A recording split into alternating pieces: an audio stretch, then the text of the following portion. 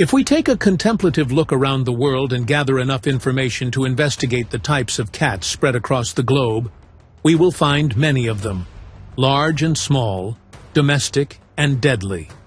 However, if we turn our attention to the most predatory and powerful species, we will find specific places with some cats known for their prowess, dominance, and ferocity. For example, in the Americas, there are cougars and jaguars. In Africa, lions and leopards are present. In Asia, tigers and leopards roam. But when you look at Australia, you won't find any large cats there. There are several reasons for this, which we will present in our intriguing episode, where we will imagine the presence of one of the most fearsome cats among them. One of the most formidable predators capable of expanding and ruling the planet. The lion. If we assume its existence, we will face several vital questions related to life as a whole within the isolated continent, which will be as follows. Will the presence of lions destroy the entire ecosystem of Australia?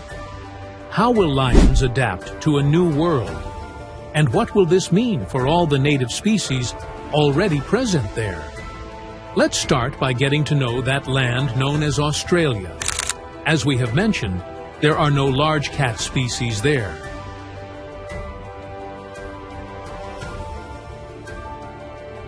This means no tigers, no lions, no jaguars, no leopards, no snow leopards, no hunting leopards, and no cougars.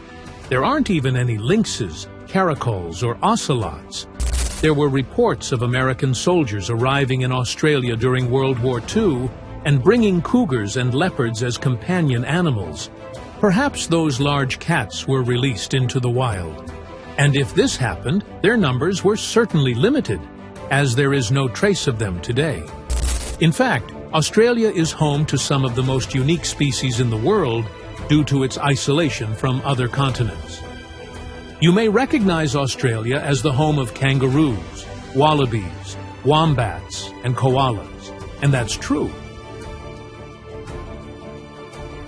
It is also home to many unique mammals, and is the only place that contains all three types of mammals: marsupials, monotremes, and placentals. With many predators, such as the dingo, which is the only wolf in the continent. There are dozens of snakes and massive poisonous spiders that, if we told you the actual number, would make you tremble in fear. And we mustn't forget that the continent is also full of deadly crocodiles, as both freshwater and saltwater crocodiles live in Australia, which are concentrated in the northern parts of Australia, making those areas extremely dangerous. Their presence decreases as we head south below the equator, where the climate becomes cooler, as crocodiles prefer to stay near warm water.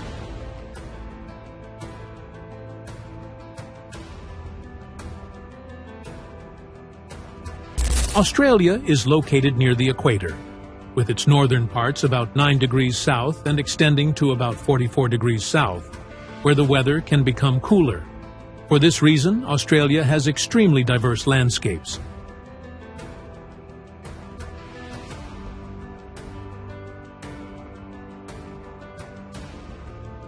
Including tropical rainforests, mountain ranges, arid inland areas, deserts, or semi-dry parts in the center of Australia. Therefore, the inland areas are vast and are known for their dryness. The inland areas are also sparsely populated, with a population density of about 3.4 people per square kilometer, which is approximately 0.6 miles square. So, for every square mile in those areas, don't expect to see more than 7 people. Most of the continent's population lives along the coasts or near them, where these areas are more suitable for humans. Now that we know the nature and climate of this continent, let's see how we can gather some lions and prepare to transport them, embarking on an exciting journey to Africa to acquire some of those lions. Africa resembles Australia in many aspects. One of them is that there are many different habitats, including tropical rainforests, mountainous regions, and deserts. The northern points of Australia are very close to the equator, while the equator runs through the center of Africa.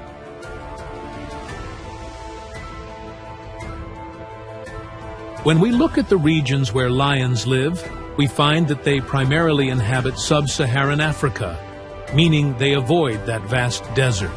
However, the areas they inhabit are not humid or tropical. They live in many savannas, grasslands, and even dry plains, so they are not strangers to dry heat. They can also be found in mountainous regions, where they exist at altitudes of up to 3,600 meters on Mount Elgon, on the border between Uganda and Kenya, and even close to the snow line on Mount Kenya. Thus, in Australia, lions would not enter dense forests, as they are not a preferred habitat. Since they are used to heat, they would thrive in drier areas. The regions where lions are accustomed to living rarely see temperatures drop below 20 degrees Celsius, even in the cold months. And they are used to temperatures ranging between 26 and 30 degrees Celsius during the day. Due to these factors, lions prefer to be near a permanent water source, but they also need plenty of shade. They spend a lot of time in direct sunlight, so they need the ability to escape from it when necessary. Lions also prefer plenty of cover, such as shrubs and tall grasses, as this is closely related to hunting.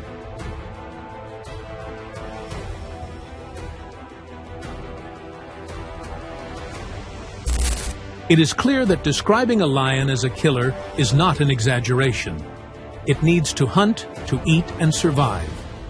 Lions are massive carnivores and need to consume large meals.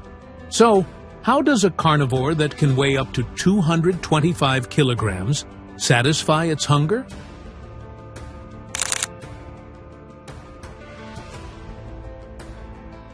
Lions prefer to eat large mammals, especially hoofed animals such as zebras, deer, antelopes, and buffalo. These animals are ideal because they can weigh between 225 and 900 kilograms.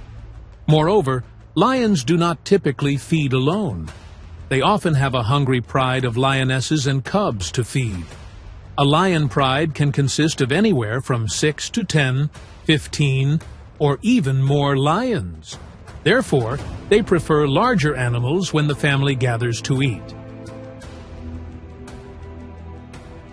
However, if lions are forced to, they will also feed on smaller animals such as wild boars, turtles, birds, rabbits, lizards, and mice.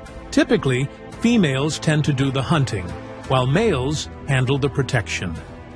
Protecting their territory and family is crucial. Lions contend with other predators in the area that try to infringe upon their territory and prey.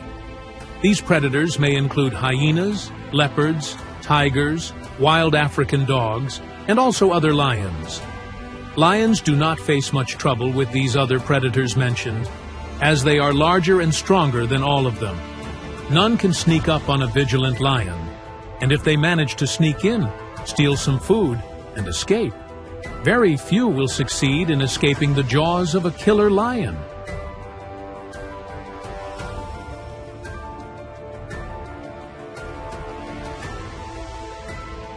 The only animal that needs to be wary is the crocodile. There are many slender-nosed crocodiles and Nile crocodiles in Africa, so lions are well aware of them. Nile crocodiles have vicious bites, with a bite force reaching 2 tons per square inch. So, lions have learned to approach water carefully, to drink, and to leave immediately. After we've gathered enough information, let's bring in that group of lions, and imagine that their number is about 12, and we set off towards the continent of Australia. we will head southeast, crossing the Indian Ocean by plane to safely deliver the pride. Upon landing, the lions discover the new land, and as they begin to adapt, they will realize that there are many areas resembling their original habitat. There are tropical rainforests they will likely avoid as they do in Africa. There are mountainous areas, open plains, and also arid regions. All these areas seem very similar to the savannas, grasslands, and semi-dry areas of Africa. Furthermore, there aren't many people living in those regions. This is ideal for them, just like the vast lands they once dominated in their homeland.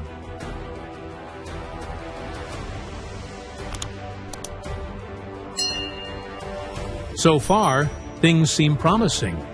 As the lions explore these areas, they will be able to find water sources, cover for hunting, and shade. Lions are already accustomed to being the top predator, but they know they face many hungry competitors and other predators that kill and eat prey and try to steal it from them. So, after taking a broad look within the boundaries of the area, the lions discover that there are no other cats to compete with.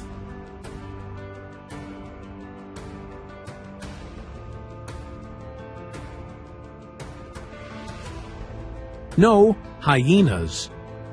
The dingo, which resembles African wild dogs, will reduce competition by about 25%, which makes things much easier.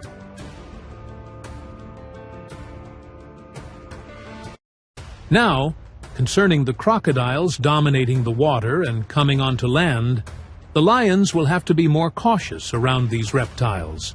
But fortunately, they are well trained to avoid them. The real problem for the lions lies in the scarcity of their preferred meals. Large hoofed animals simply do not exist in Australia.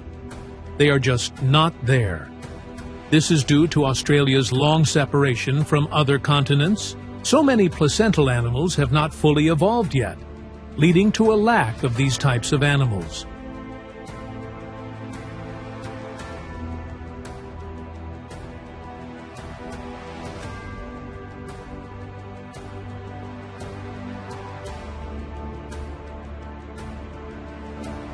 For the pride of lions, their best bets might be wombats, wallabies, koalas, birds, and lizards.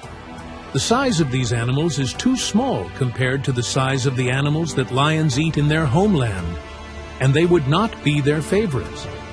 They might suffice for a single lion's meal, but not for the entire pride. This means the lions will have to work hard to get their meals, and they may not be able to share. It becomes survival of the fittest. There are large wild pigs, and there are also kangaroos. But that's a tough question. Some kangaroos are large and can fight back. They literally punch. So lions might not enjoy hunting an animal that fights back, but they might have to endure and eventually chase a kangaroo. However, regardless of everything, for lions, nothing compares to zebras, buffalo, and the like. Over time, if we assume the pride continues to adapt, thrive, and reproduce, lions will remain in Africa, larger than their counterparts in Australia, which will suffer from food scarcity, leading to a decrease in size. As for all the small marsupials, kangaroos, and wild pigs, they will have to adapt as well to the heavy guest, facing a struggle for survival against a merciless predator. Conversely, if the pride of lions cannot adapt to the difficulties of life in Australian territories, their survival will depend on the availability of food, which they will struggle to find, ultimately suffering from severe hunger due to the scarcity of food that will not be enough for them to survive and spread, leading to their inevitable demise.